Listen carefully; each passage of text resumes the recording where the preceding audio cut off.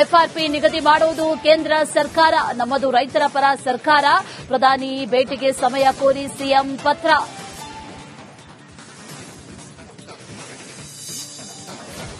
ಬೆಂಬಲ ಬೆಲೆಗಾಗಿ ಕಬ್ಬು ಬೆಳೆಗಾರರ ಕೂಗು. ಸಿಎಂ ಸೂಚಿಸ್ತಾ ಇದ್ದಂತೆ ಪ್ರತಿಭಟನಾ ಸ್ಥಳಕ್ಕೆ ಶಿವಾನಂದ ಪಾಟೀಲ್ ದೌಡು.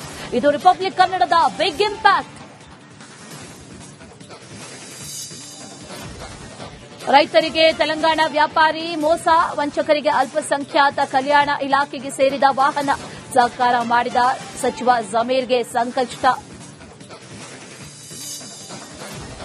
ಎಸ್ಐಟಿ ತನಿಖೆಯಲ್ಲಿ ಬುರ್ಡೆ ಗ್ಯಾಂಗ್ ಮಸಲತ್ತು ಬಯಲು.